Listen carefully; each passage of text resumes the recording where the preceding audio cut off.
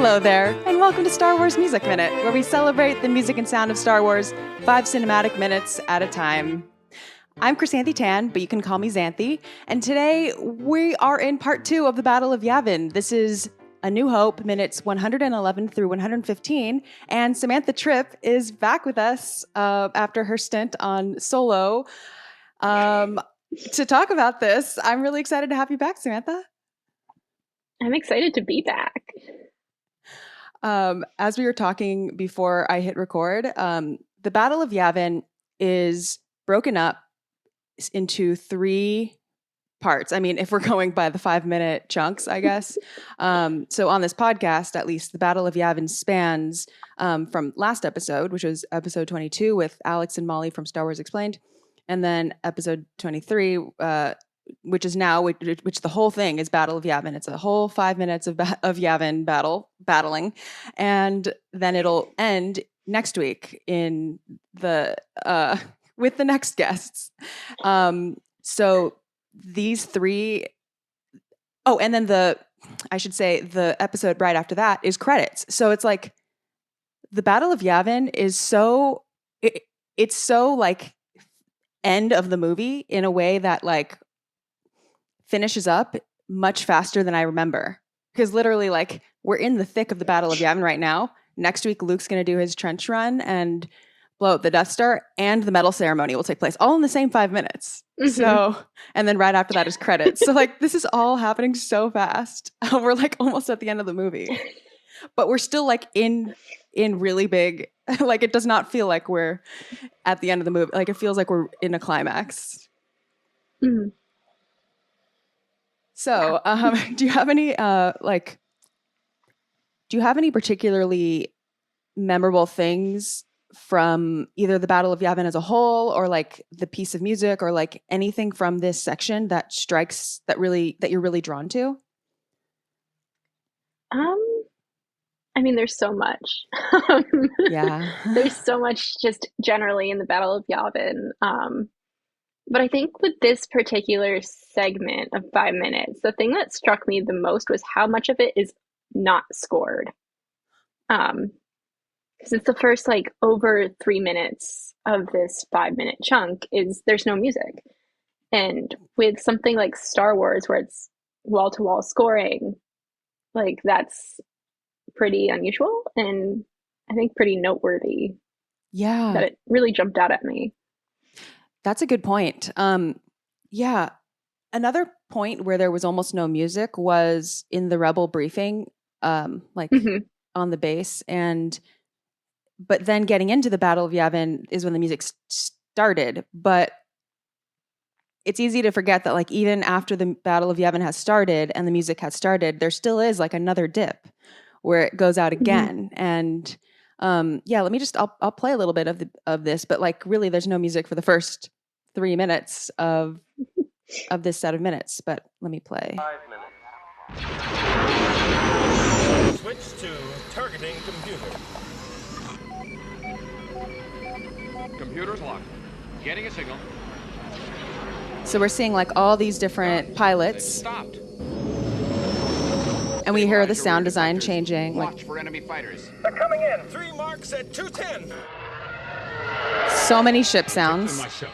Coming. Yes, sir.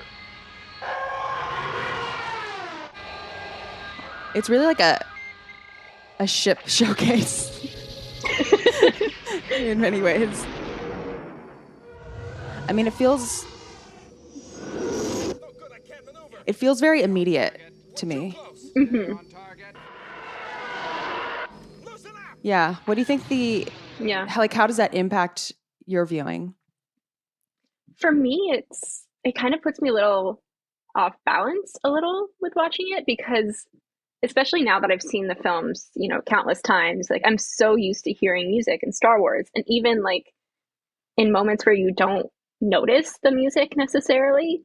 And I noticed this especially with the score only version of Last Jedi, where there are so many moments where I'm not actively paying attention to music in the film, but it's still there. So to have an extended sequence this long with no music, as someone who pays attention to the music more on film than the average viewer. Yeah. You're Like it where is really it? kind of disorients me a little bit. Yeah, that's Yeah. fair. That's fair. I'm notoriously bad at understanding what happens during uh, fighting sequences, stuff with flying, stuff with like I don't really know what's happening here. Like I kind of know now, but it's not Mhm. I'm not immediately following exactly what's happening, but judging from the lines that they say and like when Biggs says like that he was unsuccessful or whatever, he's like no or whatever, I didn't make it or whatever he says, and hearing like when they are losing people, like that's kind of when I'm latching on to what's happening, like okay, I don't exactly know which ship is doing what right now, but I know that we lost someone, so that's bad. And I try to think of like what the alternative would be if there were music on top of this. And I kind of think it might, because the music comes in later, but I feel like the music comes in when the action is more directional. Yes, yeah, I would agree. And also, like the interesting thing that I kind of noticed was that you kind of have these two separate attacks on the trench of the Death Star. One of them, none of them make it. And then in the second one, they do make an attempt and it's unsuccessful. So like maybe it's also to kind of differentiate the two failed attempts from the attempt that ends up becoming successful, possibly. Ah, that's a good point. Yeah, I guess it's a little I'm not sure if that's really what they were going for, but it's kind of something when the that music I was kicks like, in, huh. it's going to be a success. No, I'm just kidding. Yeah, but I mean, I think probably in all honesty, the main motivation was to prioritize the sound design, particularly the sound of the ships. Because it's, I mean, there's such Star Wars sounds. Yeah. And when I was kind of just like, earlier, I was kind of just like popping through other Star Wars films just to see where there's music and where there's not. And for the most part, a lot of the places where there is no music is where there's some sort of ship chase or battle in space happening, which I thought was interesting. That is interesting. What's another example? So for me, the three kind of most prominent pod racing sequence. There's a lot of that's not underscored. There's the Obi-Wan Jango Fett chase sequence in Attack of the Clones, where the emphasis is on the sound of the ships, but also like that great sound of the seismic charges. And then another really pronounced one is the speeder bike sequence in Return of the Jedi, where there's a lot of that's not underscored. And that was actually the sound designer's idea to not put music there. And then Williams kind of just went along with that to emphasize the sound of the bikes. And I think that's probably what they were going for here as well, where this is like the first big ship sequence in Star Wars.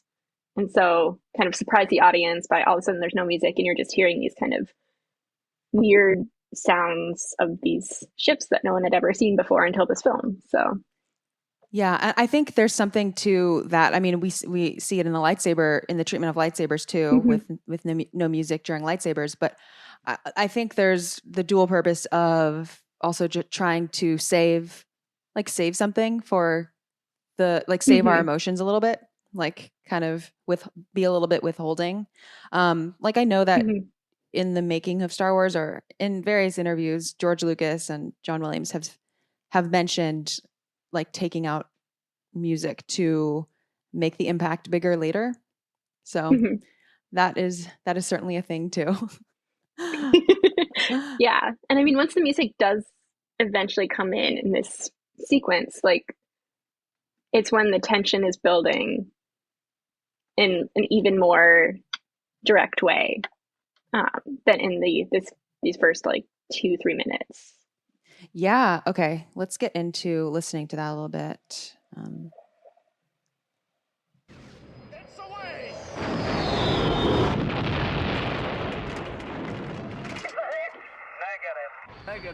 Oh my gosh, he sounds so sad. Negative. We're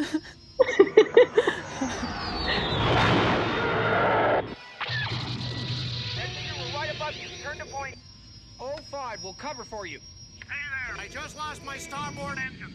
And I love how like we hear Set up for your attack run. people saying things into their comm from the POV of their cockpit, and then we hear the rest of their line from the POV of the the other side of Yes. the yeah. Oh, that's where the music comes in. I talked over it, but Going in, we're going in full throttle. That'll keep those fighters off our back. Right with you, boss. okay. I'm gonna go back a little bit. When it comes in, it's like it comes in with that fanfare type of thing. All right.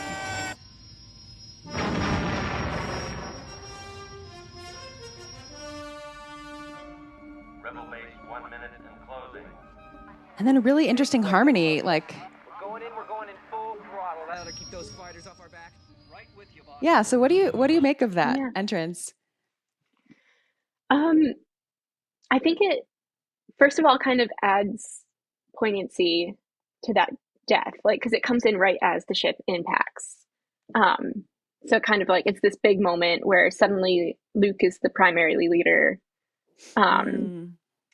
which I think is important kind of in his character development throughout the film, but also kind of sets him up for the future films in the trilogy being this heroic figure where he's suddenly placed into this leadership role, which kind of then the fanfare is often associated with the heroes, but this fanfare is like slightly darker than a lot of other fanfares, just like range wise it's kind of lower, and the brass, it's not like this bright trumpet fanfare. So like, yes, it's heroic, but it's also like, the former leader just died. It's a little bit sobering. Yeah, for sure. And then it immediately goes into this kind of quiet woodwind harp thing, which I wouldn't really expect that necessarily in a battle sequence. To have this kind of quiet moment. And I think kind of the reasoning behind that is it's right at the moment where the announcer on the Death Star is like, Rebel base 1 minute in closing or whatever. So it's really kind of prioritizing that in the sound design, because obviously that's important information for the buildup of tension in the scene. But also like the fact that it's kind of this like oscillating phrase with this very few amount of notes. Yeah, very close together, very few amount of notes, kind of creates a little tension as well.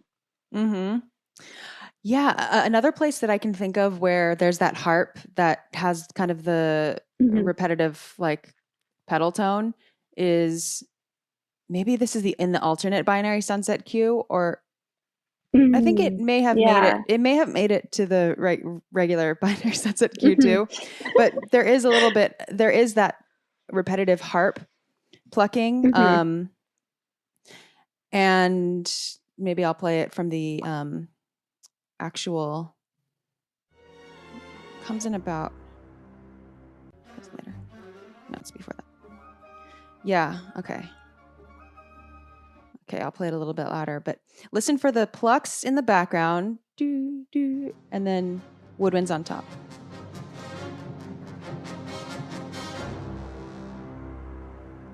Okay. Not here. This is where there's the break in music.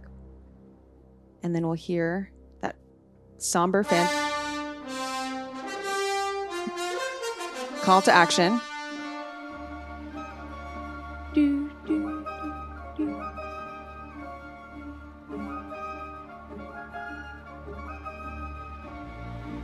Yeah, it's a little bit eerie.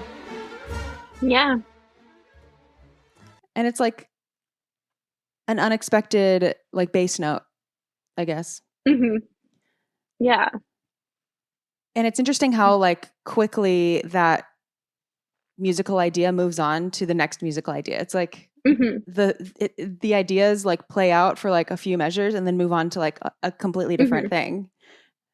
Yeah, there's a lot of that in the kind of the Battle of Yavin sequence generally, I think, from my Totally. recollection of it. There's like a lot of just like very short phrases Totally. that are kind of all pushed together. Yeah. Yeah. In I'm really curious how complete the picture was when this was originally scored. I don't Mm-hmm. know. Um, because I'm curious how close. I think because I think some of those changes seem to correlate with something happening on screen. Like for the part that we just Mm-hmm. passed, it definitely lines up nicely with the intercom because it kind of leaves space for the voice. It's not too active. Mm-hmm. Um, but the something that a former guest, Dan Golding, and I were talking about. Dan Golding, of course, hosts the awesome Art of the Score podcast. And he was saying that John Williams composes to the frame, but was saying how Mm-hmm. that's different. It's not quite the same thing as Mickey Mousing, Mm-hmm. which is kind of scoring to the frame, but in a different way. It's more like scoring specifically to the action to kind of mimic what's happening on screen. And so this isn't Mickey Mousing, but it does sound a bit like scoring to the like freneticism of the Mm-hmm. the frame, the picture. Yeah, for sure. Like there are moments where kind of the direction of the scene changes a little bit. And so then Williams changes the style of music, the orchestration, whatever it is that he changes to kind of to match that. And then in the sequence we were just listening to at the very end, it gets a little more active. And that is the moment where they're like preparing to go into the trench. So Yeah. because there's this like kind of change in action level that is then accompanied by a change in how fast the music is moving rhythmically. Yeah, that's a good point. So if we were to continue listening on the so those triplets there are so interesting. Mm-hmm. And the rhythm here, like what strikes me there is the lack of like a clear pulse. It's Mm-hmm. like missing the one, you know? Yeah. Like I feel like that would be hard to play. I feel like hard to Oh, play for as an sure. ensemble. It would be like everyone watch the conductor and you'd have to really find your groove there. But it has Mm-hmm. rhythm has such an big role in John Williams like action sequences, like because he plays a lot Oh, with for like sure. polyrhythms and like he changes Mm-hmm. a lot of he's constantly like throwing you off guard, and not just in a Mm-hmm. like let's syncopate for like 24 measures. It's more like let's syncopate but then also like change and change the pattern and then also like change the Mm-hmm. meter. And yeah, there's a lot of that. Yeah, his rhythms get pretty wild.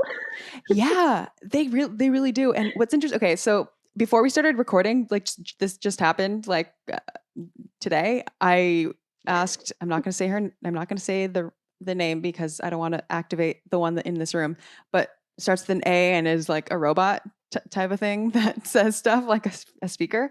I was like, A, play Battle of Yavin. and, and, and she played the version played by what's the band, Galactic Empire. Oh no, Kyle, if Kyle Katarn is listening, I'm not doing a good job. Oh crap, it's like a metal band that does Star Wars covers. And Yeah. and like metal music is so like virtuosic, like it lends itself really well to those polyrhythms and to like Mm-hmm. just I don't know.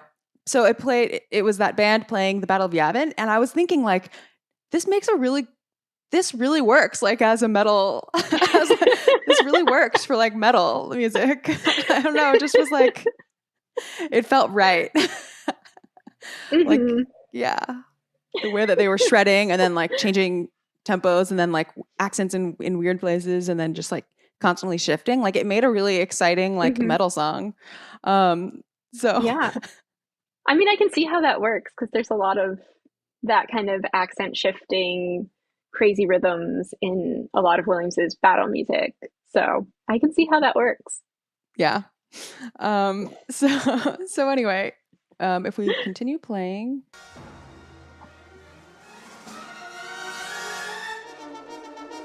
So we're back to the triplets.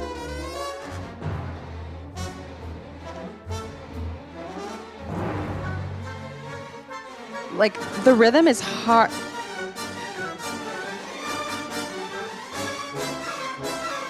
Okay, this is a lot happening. So I'm playing obviously from the clean track, like the soundtrack version, just to hear it without the sound design. But yeah, just do you have any thoughts to add about what's going on here? I just am impressed with the orchestra more than anything. Yeah, that because like you also don't like you don't have rehearsals for pretty much any film scoring you're doing. So the fact that they can just all click together so easily is just, I don't know how. It is remarkable. It is really remarkable. Like, especially at the time, because nowadays, like, they still don't have rehearsal. Don't get me wrong, but like, at least I know for the sequel trilogy being done in Los Angeles, I know that like by this time, John Williams and Star Wars is like a pretty coveted session to get on. Like, everyone's gonna bring their A game. Not that they weren't before, but it's like it feels more like, I don't know. For some reason, it feels like I don't know what I'm trying to say, but like it feels more perfect. It feels more perfect in the modern recordings, and to think that this might have been more of like, I don't know. I wish I could talk to some people who were in that orchestra, but if it were more like a gig or like, and I know for the trumpet player, I think this is like his first film, I think or so. something like that. Like I just Terrifying can't. first film. I just can't believe it. And also just given the time period, like this orchestral, like big orchestral scores weren't in trend. So I don't think there was like as big of a recording orchestra like industry or whatever as there is now. Yeah. So, plus it was like just post recording wise, it was a lot harder to like make little changes exactly to like make it more perfect than it is now with like all these like, I'm assuming the recordings are digital. Like it's so easy to just like, oh, that note was slightly out of tune, let's like bring it up, or that wasn't quite in the right place, which is why they have so many different mics in the recording rooms. So they that's can so make true. those It's little mic'd changes very differently. Yeah, that's a good point. Yeah, there is like an article online.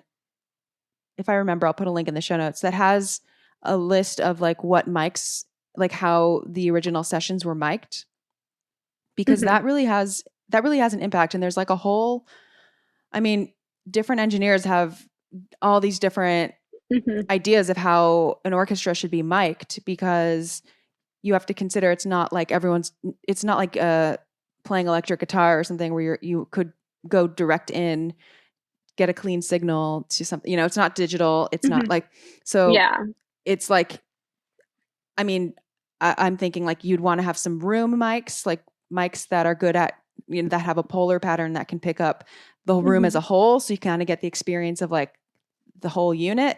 And then you'll want to have mics that are closer up to the various sections, so that you could also have, more detailed, violins, more detailed flutes, more detailed. But then even within that, like you'll want different mics in different places within the section, because to pick up on different sounds and to not just get one stand of players. I don't know. When I'm in a recording session, I get like so nervous when one of the mics is placed next to me. Yeah.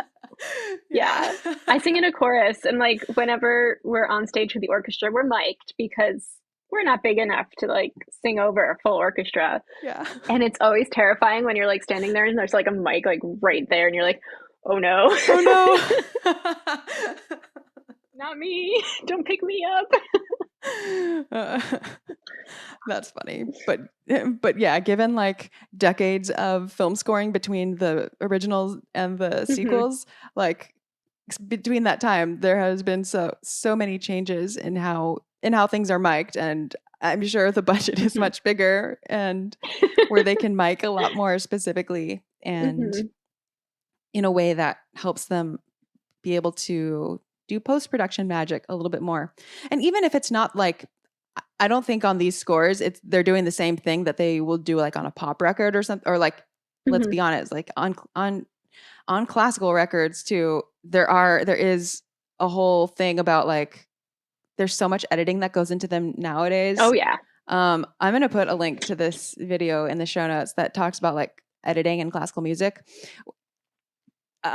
It's just very, I wish I saw that. I wish I knew about that earlier. I wish I knew about that when I was like growing up and trying to like practice and wonder why I could never be like perfect. Like the recording, like how do they make zero mistakes? Like how do they do the whole, like how do they do the whole 30-minute piece with not a single mistake, and knowing that like not only is it so easy to just punch in, just to like splice it and just do another take starting from the mistake. Like there are some classical recordings that have like 100, 1,000 like micro edits, like each like it's just wild. It's wild. So yeah, for me, I found out about that when I can't remember. I was either recording an audition for the National Youth Orchestra or I was recording college like pre-screenings, and I was doing like 50, 60 takes per piece because I was like, but it's not perfect. Like that recording that I just listened to, that was perfect. I want that. But like with audition recordings, you can't like do any of the editing at all. And I didn't realize that editing was really a thing at the time. And I was like, why can't I get this perfect? And I was getting frustrated. And then I went to a lesson and my teacher was like, you do realize all those perfect recordings are edited, right? And I was like, I thought they just recorded. Like, I was doing orchestral excerpts. I'm like, I thought they just kind of recorded it like in the hall as they're playing and they go from start to finish. And then that's that. And then she's like, no, that's not how it works. And well, it's nice that your teacher told you that it's like, yeah, it's like, that's good to know. That makes me feel a lot better about my less than perfect recording. Yeah, I had the same realization during the same thing when I was like making recordings for like orchestra auditions and for college auditions, like pre-screenings. Yeah, I had like someone helped me like make the like engineer one of the sessions and was like, do you want me to like splice that? And I was like, I'm not allowed to, but you can do that. Like, yeah. Like, oh my God. Like I was like also, I was like terrified. And I was like, yeah. Also, I was like, everyone will be able to tell like that that may have been true if I were doing it myself. Like when I at the time I was just like, could use GarageBand, but like, I didn't know how to, I didn't realize the extent to which you can actually make it sound imperceptible. So yeah, and it's definitely the fact that we didn't notice that these recordings are so heavily edited. That's like a testament to the fact that like how good these audio engineers really are in making the changes, but making them be unnoticeable to people who are listening. Yeah, I think it sets up unrealistic expectations for players and for listeners, and sets everyone up for disappointment in seeing live concerts too. And I think it's one of those instances where like I think film scoring, film recording has like reached that peak of the asymptote or whatever it's called, where like making things more perfect at this point don't change anything. It's already like such like there's no need to like I don't find as a listener, I don't think I want things to be more perfect. Like I feel like they're already yeah, and it's one of those things where like technology can afford us so many amazing things, but also at the expense of making us then expect those things, like that perfection and everything. Yeah. So Yeah. it's dicey territory. There's definitely a downside to it. And like for me, what I love, other than like obviously hearing the sound of an orchestra live, is a very unique experience that can't be replicated even with the best speakers and the best cinemas.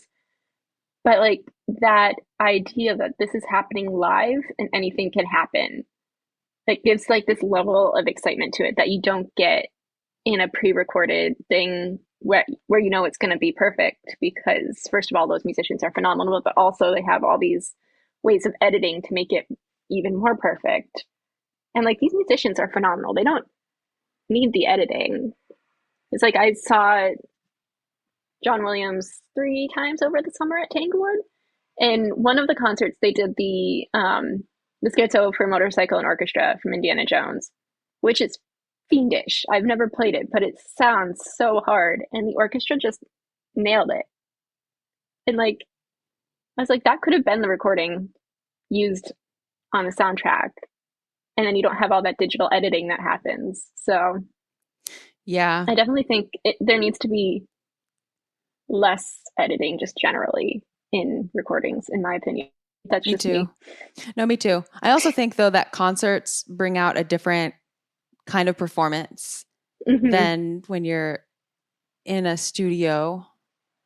Like I play, for sure. I bring a different level of focus when I'm in a concert. Oh, for sure. But like I've definitely, I also am hampered by the fact that I know that things can be edited. So if I didn't think that anything could be edited, I might bring that. I don't know. I might have that same, I don't know, just knowing that I could do 100 takes, I could be there for 6 hours to do like one scale, one scale and arpeggio set, makes it worse. It makes every take worse. Yeah. And then there's also, I think, something about not just the fact that, you know, you can be edited, but also like what you're wearing.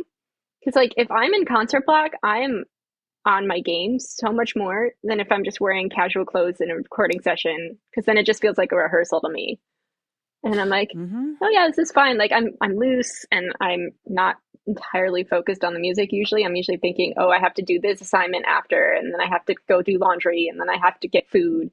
And not that I'm not thinking those things in a concert all the time, but like for me, there's just something about putting on that all black and then walking onto a stage that just changes the way I play. And even like in undergrad, we did these like concerts around Halloween that we called Monsters Ball, and we were supposed to be in costume. And I went as Ray one year, and that's awesome. I just was like, yeah. It was like, I think right before Last Jedi came out, and they like had just like released like the Ray's Last Jedi costume for Halloween that year, and I was like, I'm doing it. And there's like, even though I was dressing up in a special way, it wasn't the all black. And then I noticed in the concert, I wasn't as focused as I was generally when I'm wearing all black in a concert. So it's not just the recording that can be changed and you can keep recording. It's also, I think, partially the whole atmosphere of a concert as well that kind of changes your level of playing.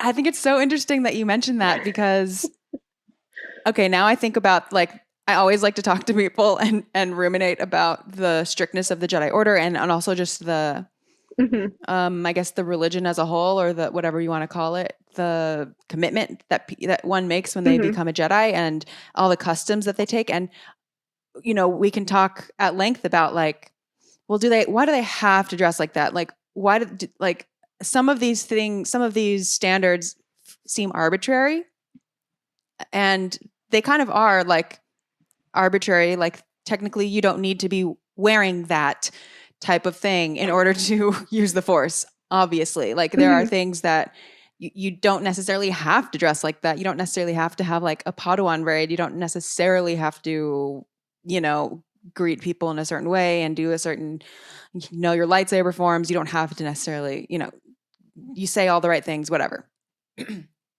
But I feel like even arbitrary customs, when applied to like an organized group of people that are trying to work toward like a shared important goal, like basically like the Jedi Order or like an orchestra or like something like a team that is like working toward, like it's, like sports teams putting on their jersey. Like it's like there is something to, even for arbitrary things that don't have to make a difference. Like there is a utility in having that extra layer of whatever you were like, what you were talking about, which is like, I don't know, getting you into the mindset of bringing your A game and that focus. It's like wired in with the ritual, with the whole thing of it. So yeah. It's very Star Wars. On a previous episode with Father David and Trevor Mowry, who is an oboist in like an orchestra somewhere, I think in Virginia, and in the Marine band. He was talking about like the ritual of carving his reeds, like his oboe reeds, and just the similarities between like being a musician and being a Jedi. and kind of like the rituals and the commitments and the sometimes arbitrary likeness of the so and our instruments are our lightsabers. I won't exactly. lie, I did kind of take a picture as dressed as Rey holding my flute as a lightsaber. Good. I would have been worried if you didn't. I do the same thing with my bow. So yeah, you have to. It's just, but I do feel strongly that the bow cannot be like, it bothers me so much. Like it's an irrational, it bothers me irrationally. Actually, it's very rational. It just seems irrational to people who aren't Star Wars nerds. When people do concerts where they make their bow a lightsaber and then they're playing their violin with their bow as a lightsaber. And I'm like, I know lightsabers aren't real, but this doesn't work. You can't let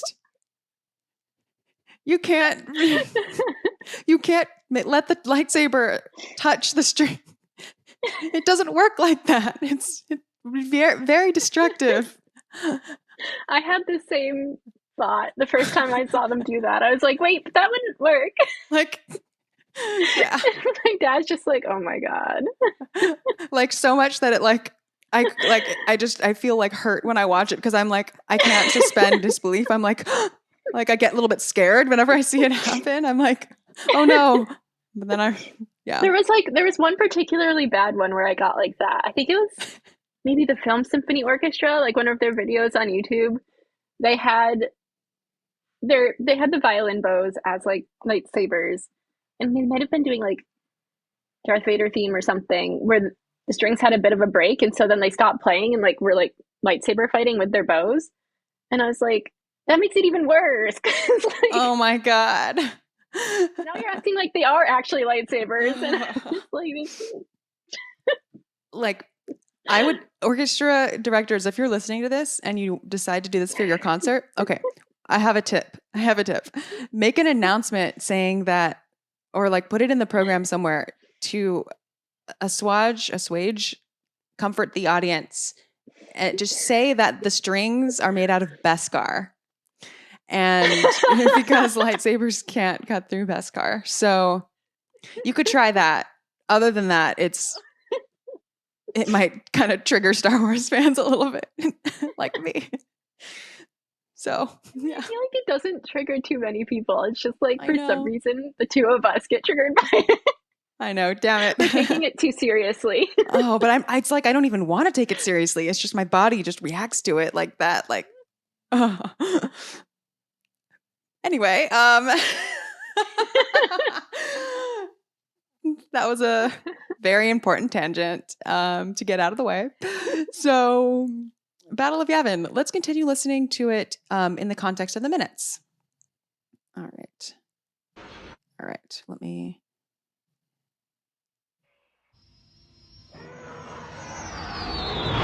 Okay. Turn to point 05. We'll cover for you. Hey there, I just lost my starboard engine. Get set up for your attack run.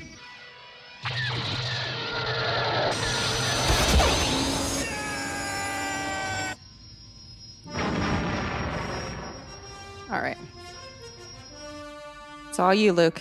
Rebel base 1 minute and closing. Big wedge. Let's close it up. We're going in full throttle. That'll keep those fighters off our back. Right with you, boss. Luke, at that speed, will you be able to pull out in time? Be just like Beggar's Canyon back home.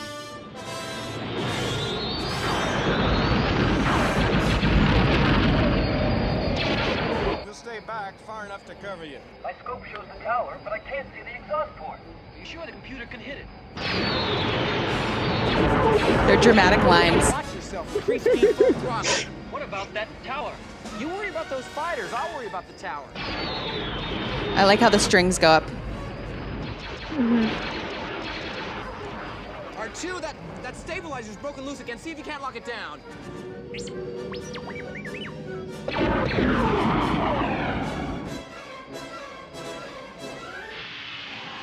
Static. Fighters coming in, point 3. Okay, so this part here.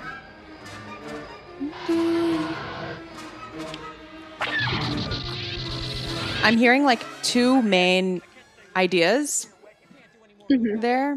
There's like the dee dee dee dee dee or whatever that is, and then there's the strings going like dee dee dee dee dee dee. And all that space in the middle. I think that's really cool orchestration. Oh yeah, the orchestration's just so interesting in Williams generally. I love it.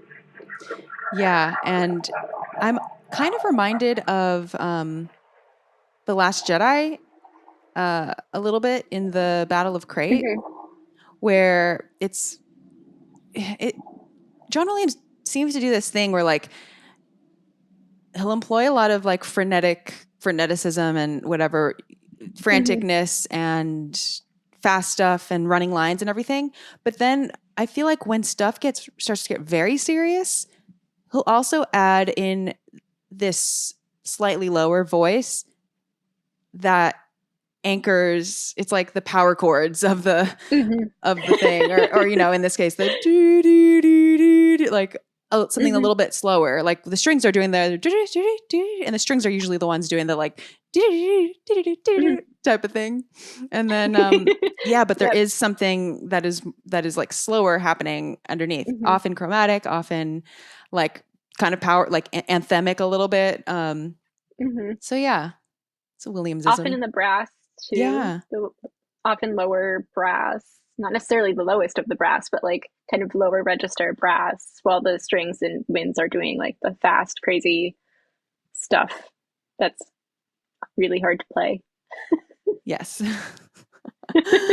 Having played some Williams, I can tell you that stuff is hard to play. Everyone says his stuff is just super hard, and he knows it too. Oh yes, he does. He knows it. And he respects his musicians too. He realizes how hard it is and how talented the musicians are that end up playing it. So yes. The thing is, it's hard, but not needlessly impossible.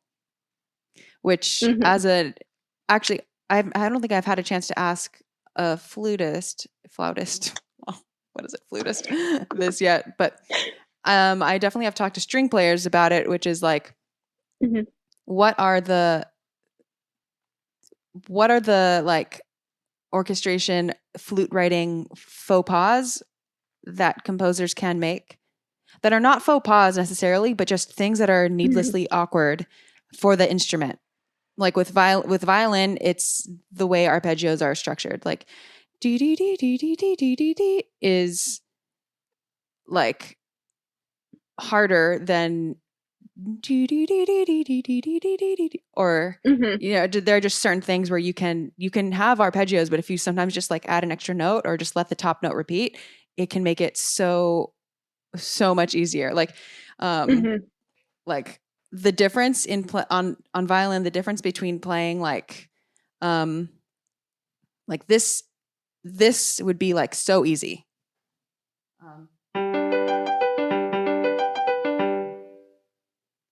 But this would be so annoyingly like, or I don't know, like there are just certain things like would be much better than, because of the way like bow chain, but like it's one of those things where you'd have to study orchestration or play violin to know that little nuance, because on piano they're both like maybe equally easy. So what's something for flute? I'd say the biggest thing that I see the most frequently, particularly in some contemporary film composers, is thinking that flutes don't have to breathe.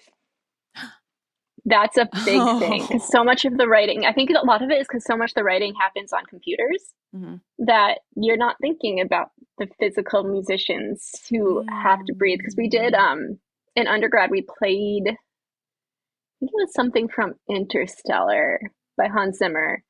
And there were three that's flute a big, parts. that's yeah. And there were three flute parts, and it was like 20 measures or something ridiculous. Slow Did you say measures 3 measures? Of like these 20. Oh, 20. Okay. Yeah. Of these like, it's relatively slow tempo. It was like sextuplets or something that just went nonstop. And the way it was structured, first of all three flutes were doing something different. And then no one else in the orchestra was doing those same arpeggios. Oof. And then, like, I think there were notes where you could theoretically leave them out, but it was like at that awkward tempo where if you leave out one note, you're going to have to leave out more than one note to breathe. And so we finally just went to the conductor and we're like, can we double this? And then just switch off every measure or two or whatever. So someone can breathe. Just so we can breathe breaks, and have a bit of, like, doing fast notes for that long, your brain just kind of gives up eventually. Yeah. And it's just like, I'm done with this. Like, I've had so many experiences. There's like this one like harp concerto that I played flute on, and we were thankfully doubled because there was this one super awkward, leapy, really challenging section. And like, it would have been fine if it weren't as long as it was. But the two of us playing it, we were both playing it because it was a loud enough section that you could double it. And but like our brains both gave out at the exact same time every single time. So we're like, okay, you play the first half, I'll play the second half. It was fine. It went fine. And it's just like, I think composers often don't realize, A, that flutists need to breathe, but also that you need to give them a break, not just for breathing, but also just to kind of reset your brain so that you can then continue to play the crazy hard stuff that you've written. Yes. That's a really good example because it's one of those, well, not with Interstellar at least, because it's not like even the type of hard passage where it sounds hard and impressive and it's like there's a payoff. It's just hard because of the mechanics that no one will appreciate. Yeah. No one will even appreciate all the work being put into finding where your breath is.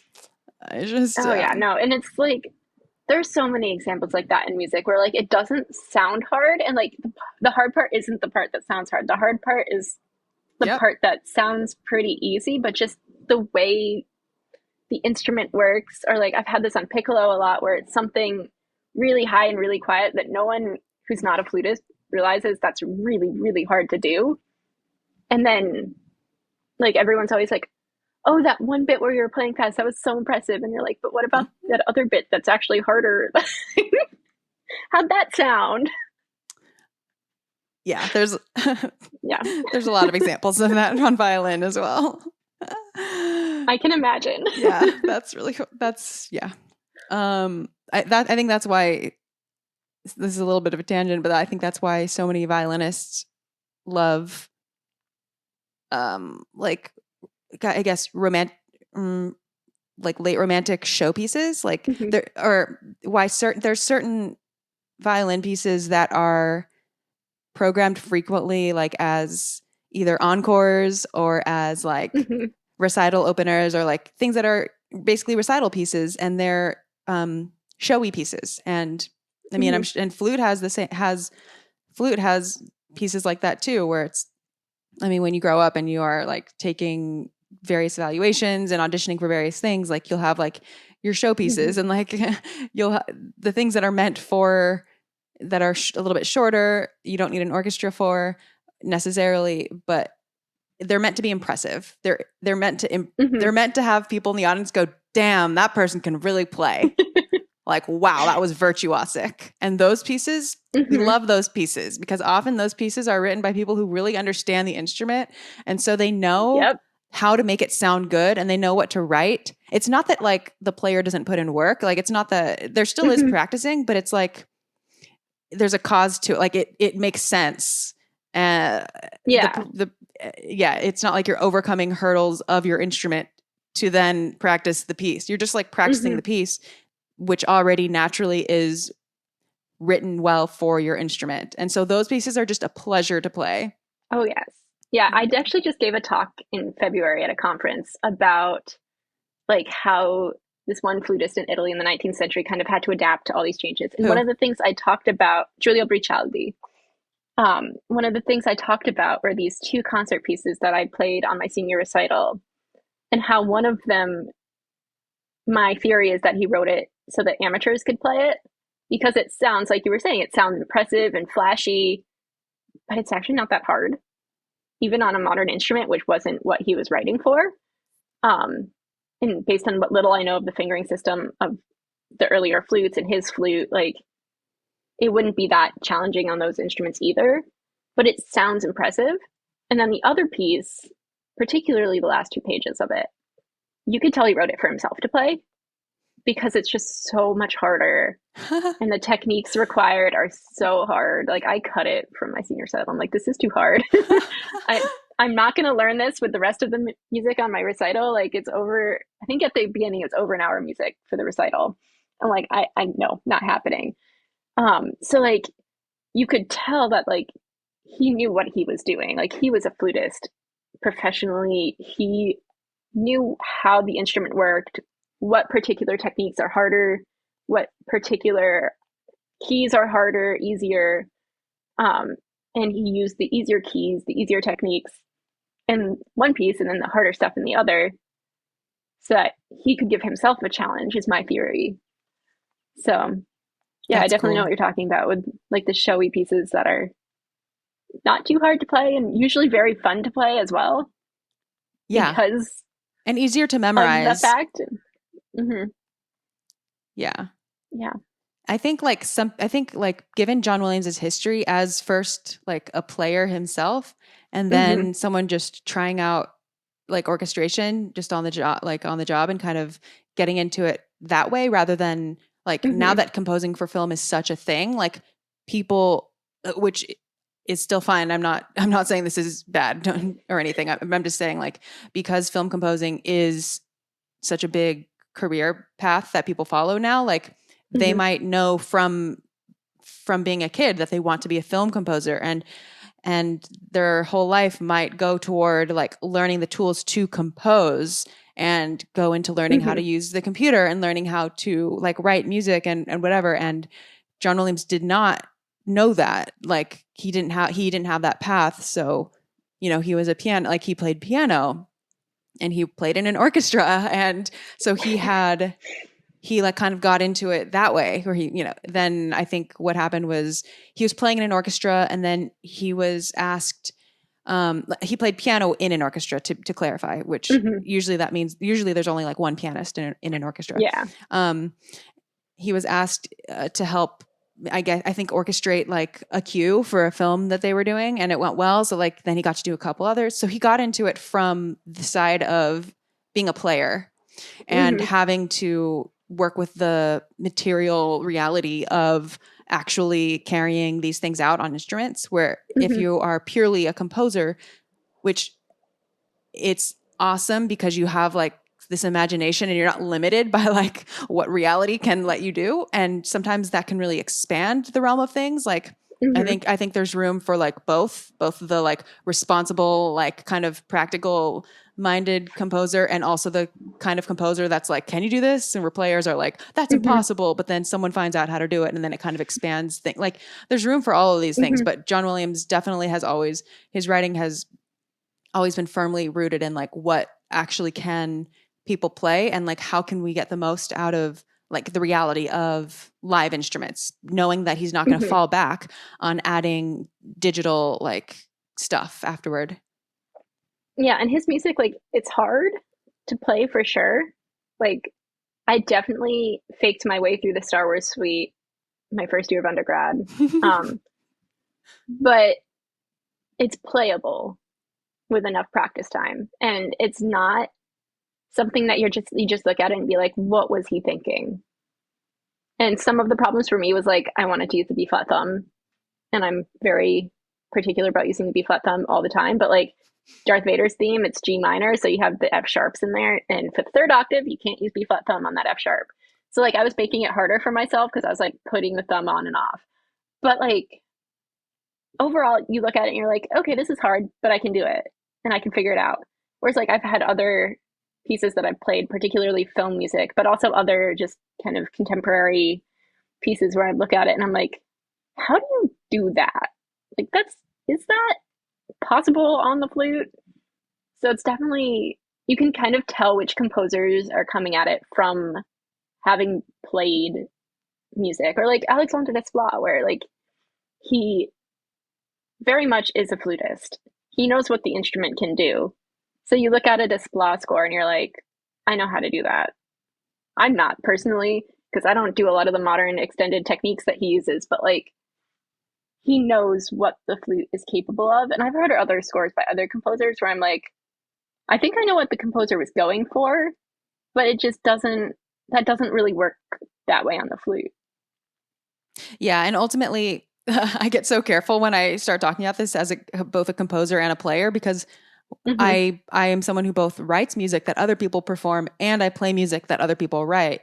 And so I never want to tell people like, don't ever do this because it's not possible. Like I definitely want composers to do their creative thing, but it just is a matter of like, it might not be in the composer's best interest to make a certain choice, thinking that it's so smooth when they do it in their like software, and it might not sound like the reality of what it sounds like. Like maybe it's still possible. Like maybe someone could technically still do it, but it might not sound as good as it does in your head if it's done a certain way. And I think that is one of the things that like that is one of the things where like John Williams and his orchestrate, like his whole team excel at, where even though things are difficult, there's not like as much of a, it doesn't sound like it was just poorly, like it doesn't sound like it wasn't supposed to come off that way. Like it's, you know what I mean? Yeah.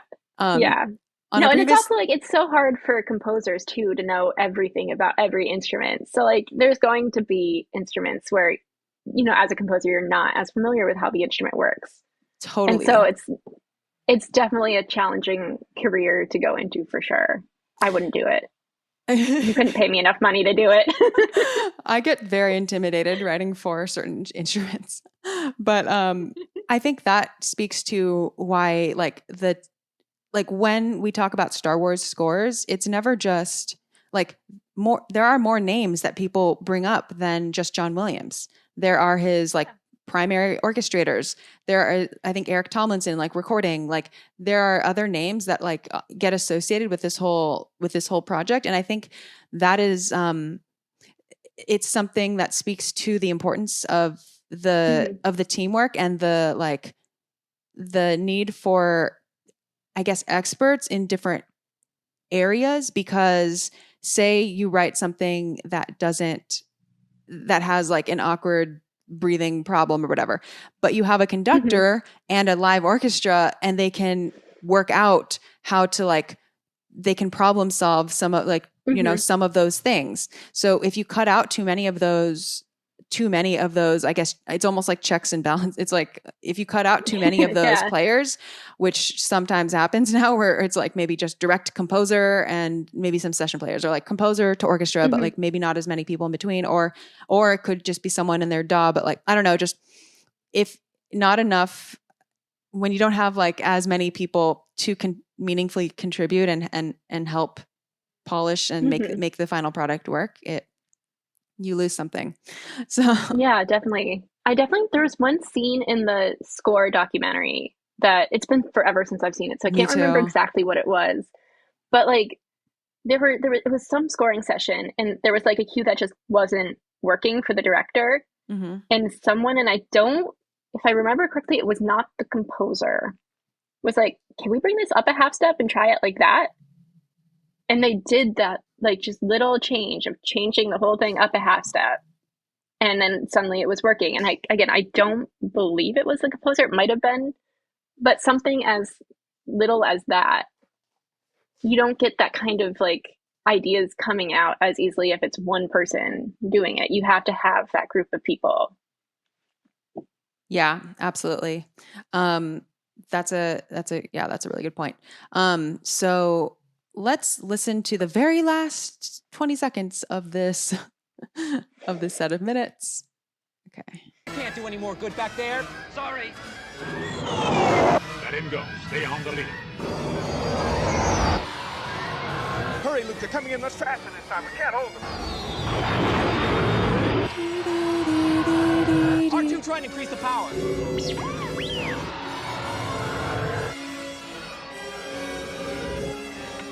It's escalating. That's where it ends. Yep. Yeah. Something that I found particularly interesting about even just like the minute 40 seconds of music that was in this 5 minutes was how Williams kind of plays with the tension and building the tension throughout, particularly towards the end, where like most of the phrases, if you really listen to them, a lot of them are ascending, even if they're not like ascending necessarily melodically, but like maybe just kind of the overarching trajectory of the phrase is going up. That automatically, culturally in our brains increases the tension in music. And so like at the very end there, you hear that trumpet line go up even more. And it's as like, things are really starting to build. They're coming up on the target, and yeah, that's so a good. interesting. That's a good point, because the line itself, where it's like dee, dee, dee, dee, dee, like sounds like it's descending, dee, dee, dee, dee, dee, dee, but then the whole thing The goes whole up. thing goes Yeah. up. Yeah. So the whole package goes up half steps. Dee, dee, dee, dee, dee, dee, dee, dee, dee, dee, dee, dee, dee, dee, dee, dee. So so we kind of get both. And because there's so much, like, it's helpful to hear it with all the sound design around it, because that like anchoring it, I don't know, melodic idea or whatever, music, part of the music that's not just the squirrely strings, that cuts through. So that is like something that anchors us, I guess, to the music, even when there's so much sound design over it, which, I mean, you have to remember that film scores don't exist like in a vacuum where everyone can perfectly hear every note. Like, so. Yeah, there's definitely, even like me, where I'm hyper focused on the music oftentimes, even first time seeing a movie, like I definitely miss things because they're so kind of under the surface, and it's purposefully trying to be unobtrusive. And like, again, that was when I really noticed, that was when the score only version of Last Jedi came out, and I was like, there was music under the scene that I just completely didn't hear. Do you remember where? It was some dialogue scene, I think. I can't remember exactly when it was, but it was like there was some dialogue. It might have been like one of the kind of funnier scenes or something, where something in the dialogue was distracting me or whatever, that like I just didn't notice that there's a little cello under there. Yeah. Like and it could have just been mixed really low. Like in this movie too. There are parts where I like cannot hear it, like in the one example, like the land speeder, like the land speeder music. I asked Frank Lehman, I was like, I see that you have like one of your motifs is the land speeder music, and I like can't really actually hear that in the film, to be quite honest, and it's mixed so low that and it also depends what version of the film you're watching. That's true. Too, because I know, like, I have the DVD versions, the Blu-ray versions, and then obviously Disney Plus versions. And the DVD ones are definitely more evenly mixed than the Blu-ray or the Disney Plus version, where I feel like the sound design is a little more louder and a little more prominent. than in the DVD version. So that might just be me misremembering from, because I haven't seen the DVD versions in forever. Yeah. So it might just be me misremembering, but like I feel like there are a lot of moments, particularly for some reason I remember in Phantom Menace, where I was like, why is the music so quiet here? Like I remember it being louder, and I'm like, I don't know if that's just because I know the music so well, but and like I've heard it outside of the film so many times. Like I have several playlists on Spotify that include Star Wars music. So like I hear this music all the time, so I know what it sounds like. And so I don't know if I'm just misremembering it or if it is actually a difference in the different versions. But yeah. Yeah. One day someone should do that analysis. No, it would be, it seems very, to do like audio comparisons. I feel like you would have to be in such a good environment. Like you'd have to make sure to test it correctly on like the same speakers and normalize, like, I don't know, get everything so that it's a fair comparison and whatever. It's just like, I'm an unreliable like source for that too, because it's like, if I'm watching something like on my iPad versus on a TV versus on something else, like I could also just be getting a different experience. So I don't even know. Yeah. Headphones, no headphones. Yeah. Like there's so many things that go into it with that, that could very well be why I was hearing it differently. I don't know if it was actually the sound mixing was different, but yeah. Well, we're at the end of the minutes. Is there anything else that you wanted to say about this section of the film or? I mean, I think possibly just how original trilogy the music sounds. Like particularly just the sound quality of the orchestra. It's so original trilogy. I love it so much. What do you mean by particularly, so it's the kind of, I notice it particularly in the brass, where in the original trilogy it's much brighter, like kind of almost brassier. Piercing sound. Yeah, brassier.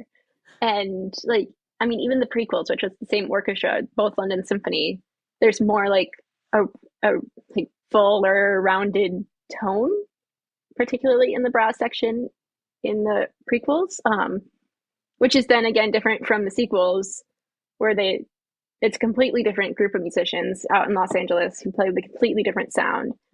And like, I don't know, there's just something about that original trilogy brass sound that I'm just like, it makes me so happy. Yeah, maybe the mic technique got better and that's why it got fuller, but because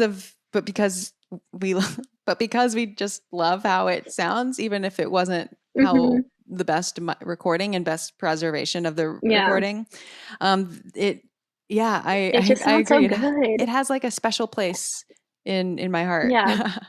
Yeah, I mean, and it could also be like it was 20, 30 years between recordings of the original trilogy and the prequels. Like it could be that the London Symphony did actually change their sound in that period of time. That's not an unreasonable amount of time, but I have a feeling it's probably more the mic technology than anything. But it's just like this unique, like kind of realistic, almost grittier sound in the orchestra generally in the original trilogy, and that I feel like that comes out scrappier in several moments. Yeah. Love a scrappy brass. So Yeah me too well, you're the first person who has come back on the show after already having answered the Star Wars Music Minute Questionnaire. Wow. So I'm going to read you back your last answers, and so you can just tell me if you agree with them or if you want to change them or anything. Okay. So I asked first in exactly 3 words, what does Star Wars sound like? And you said powerful, evocative, grandiose. Yeah, I think I'd keep that. Cool. And then something related to Star Wars music or sound that you wanted to learn more about was musician stories from the recording sessions in the sequel films, particularly Rise of Skywalker. Is there anything else that you wanted to add? I mean, after a discussion today, I'd also be curious to know more about the original trilogy and like what it was like, particularly with the very first film. kind of the actors talk all the time about going into it and thinking it was stupid or like this movie's just gonna be a one-off type of thing. And I'm kind of curious, like, what did the musicians think? Ooh, Like, did yeah, they that's where the realize they real. were playing something so iconic? Because like the music Mm. itself is just it immediately after the film came out became iconic. And so like did the musicians know in the recording session, did they realize the impact that the music would have as they were playing it? That's an excellent question. Yeah. And I'm also now curious if how many of them returned for Empire Strikes Mm, Back, and if like their attitude was different going into Empire Strikes yeah. Back. Yeah, Yeah, that's because a I know really good like question. I've been on a Zoom call with the one of the current principal flutists in the London Symphony, Gareth Edwards, who came into the LSO like right around prequel time. So he like played principal flute for at least episode 3. Ooh, Um, so like I cool. got to hear a little bit of like what it was like for him to play, and like he was a huge, massive Star Wars fan.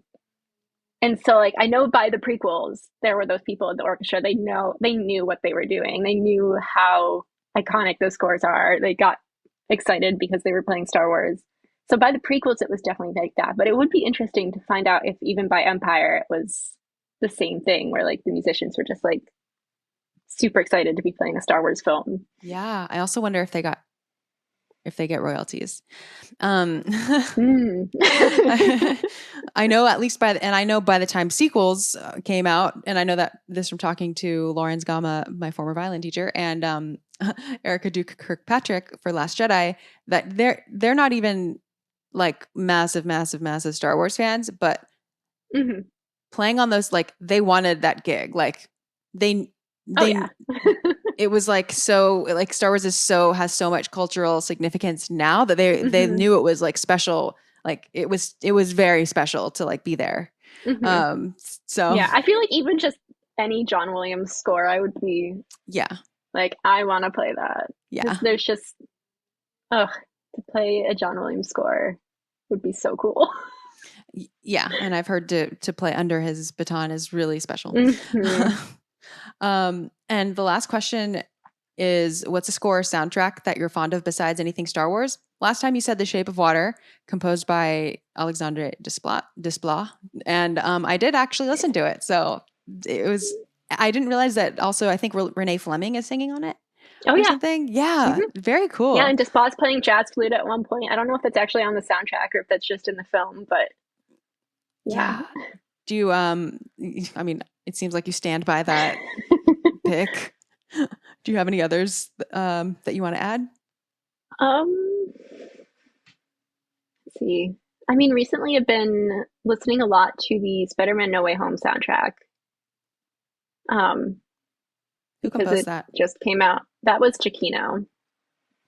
Are you a fan? Yeah, Okay. Yeah. yeah. I love Giacchino's MCU scores in particular. I mean, I love his music generally, but like particularly the MCU scores are very good. So I've been digging into that more now that the film is out on digital download, and I've been able to like kind of figure out how the score works within the film a little bit more than just listening to the soundtrack, which is what I had been doing until last week. But yeah, that's kind of the one that's been most on my playlist recently. Nice. But Well, my soundtrack playlist is kind of over like it sounds like several it's a hundred big one. hours long Yeah, now. I was gonna say. I'm surprised you were even able to just narrow it down to an answer. Um, Hard. yeah. Well, so thank you for coming back on the show. And I know that you will be teaching a John Williams course pretty soon. Which is, I think you would probably have to pay a high tuition price to be able to take it. So, yeah, I'm not, yeah. You'll be teaching it at Tufts. Yeah, it's through the Osher Lifelong Learning Institute. So That is very yeah, cool. it'll be Good an topic. 8-week course on John Williams and Kevin Kiner and Michael Giacchino and John Powell and Joseph Shirley and Ludwig Göransson. Oh my gosh. I'm gonna have so much fun. How cool. I want to be your student. That's so cool. Well, where can people find you online? I know last time you came on, you said you were working on your website and YouTube channel. Yes. And will you be The putting YouTube your channel's talk? almost ready. Oh, good. Okay. So that'll be pretty soon, hopefully. I've started uploading some videos, so Okay, awesome. it's exciting. And I'm just going to say that Samantha is giving a talk pretty soon, right? At Music and Moving Image Conference. And it's about the Diegetic Imperial March in Solo and Rebels, which we talked about on Solo season. And she's going to put the talk on YouTube, hopefully, if she can record it and do that. So yeah, if that happens, I will let you all know. And on that note, you can find Star Wars Music Minute online as well. You can ask a question at the comm link at starwarsmusicminute.com/comlink if you want to leave a voice question. And there's only 2 more episodes left for A New Hope season. And then after that, we'll just be focusing on Solo. But it's been a blast to get into the Battle of Yavin. And I hope everyone stays tuned. Stays tuned. Is that how you say it? Stays in tune? Oh my gosh. Stay tuned. Stay tuned. Just, yeah, there you go. Stay tuned. I hope everyone stays in tune. That's the musician way of saying it. Okay. Anyway, may the force be with you. See you next week on Star Wars Music Minute.